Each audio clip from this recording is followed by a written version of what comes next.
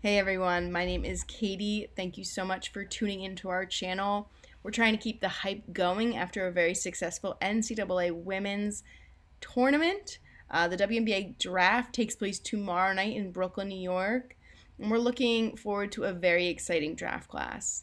A few of those big time players you saw this season in the NCAA are looking to make waves in the WNBA, and they were invited to the draft. So let's take a few minutes to familiarize ourselves with who will be in attendance.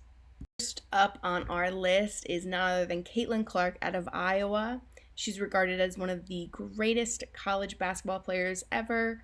She currently holds the title of NCAA Division I all-time leading scorer, and she's a two-time AP National Player of the Year. Her accolades kind of list like the film credits of a movie. She's led Iowa to two NCAA championship games in a row, but she did fall short of a title in both of these games.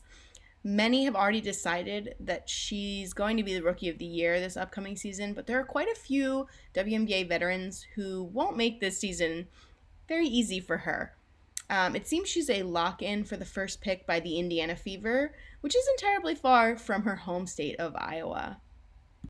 Another well-known name is Angel Reese out of LSU.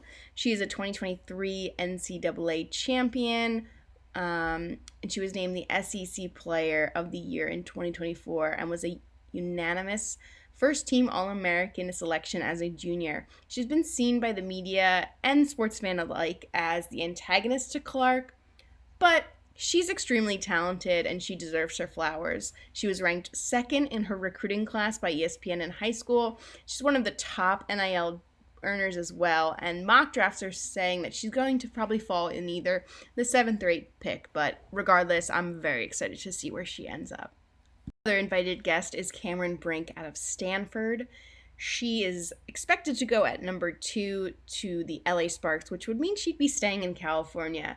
She's touted as one of the best defenders in college basketball, and she also manages to be a bucket in the paint. She won a national championship with Stanford as a freshman, and she's won a gold medal with the USA at the 2023 FIBA 3x3 World Cup, where she was named the tournament MVP. Next, we have Camila Cardoza out of University of South Carolina. She's one of my favorite stories. She moved from Brazil to the United States at the age of 15 to play basketball in Tennessee. She did not know any English. She actually learned it from just being on the courts with her teammates and her coaches. She was a 5-star recruited center.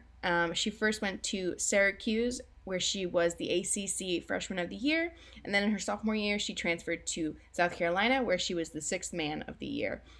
Dawn Staley actually flew her entire family from Brazil to see the SEC championship game this year. And she is predicted to go in the top 5, most likely at the 3rd to the Chicago Sky.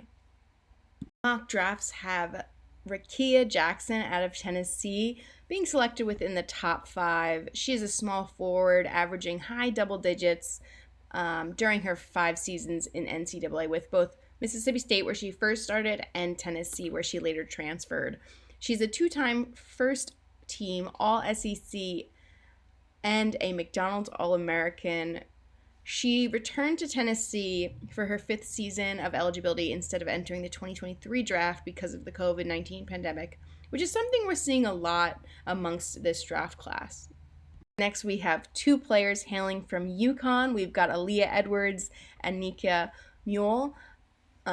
Edwards is a Canadian forward and center who averages 18 points per game and 11 rebounds per game.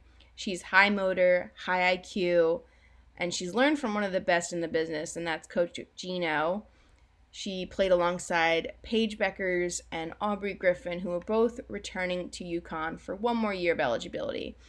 She's slated to go in the 5th or 6th pick, and I think she'd be a great addition to the Mystics, as Alina Deldun has just announced that she'll be sitting out this season.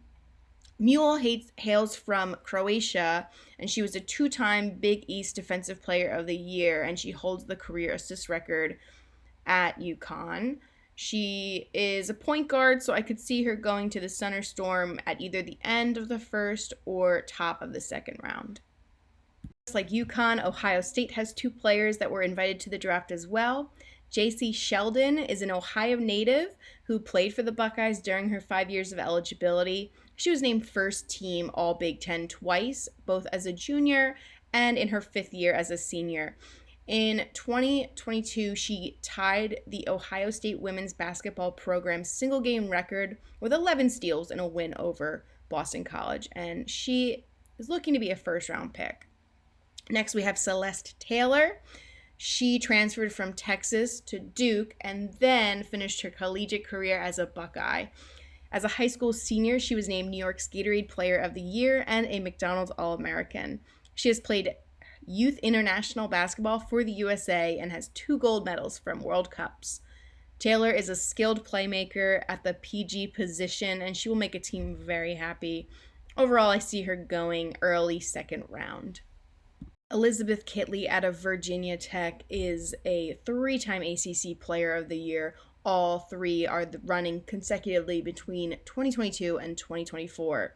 In 2023, she became the ACC all-time leader in rebounds.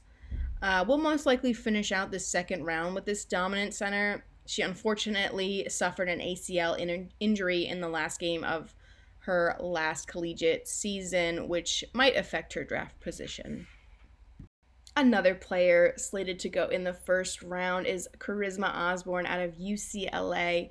She made 59 3-pointers as a freshman, which was the most recorded in program history, and she is a 4-time All Pac-12 player and a 2-time Pac-12 All Defensive Team player. Alyssa Peely was born in Alaska. She first started her collegiate career at USC, where her brother was a member of the football team before joining the NFL's Miami Dolphins. Fun fact, she also played football from 3rd to 8th grade and then started playing basketball in 8th grade. While in high school, she also participated in volleyball, shot put, discus, and wrestling at her high school. And between those 4 sports and basketball, she won 13 state titles. She transferred in 2022 to Utah, and she was named the Pac-12 Player of the Year in 2023 and the Pac-12 Freshman of the Year in 2020. She is a strong, versatile forward that is predicted to go in the 1st round. Marquisha Davis is a 6-foot guard out of Ole Miss who averaged 14 points a game and 4.7 rebounds this past season. One of the most captivating players in the SEC this past season. She scored double digits in over 25 games, and she could become the 7th women's basketball player out of Ole Miss to be drafted. Deasia Fair started with the University of Buffalo before transferring in 2022 to Syracuse University. She is the 3rd place all-time NCAA Division I women's basketball career scoring leader and the 1st place all-time minutes played NCAA Division I women's basketball player. She is crafty and quick at the point guard position, and a team looking for a PG will definitely take her in the late 1st or early 2nd round. Nadia Poch out of Australia is one of the youngest in the draft this year at the age of 20. She's currently a forward for the Australian WNBL's Southside Flyers alongside legendary Lauren Jackson. She has incredible length and athleticism at her current position, but she can easily be adjusted into the roster as a shooting guard as well. With that, we have wrapped up all of our draftees that were invited to the WNBA Draft tomorrow night. I'm hoping you're all planning to tune in because it's going to be a very historical and exciting night. Thanks!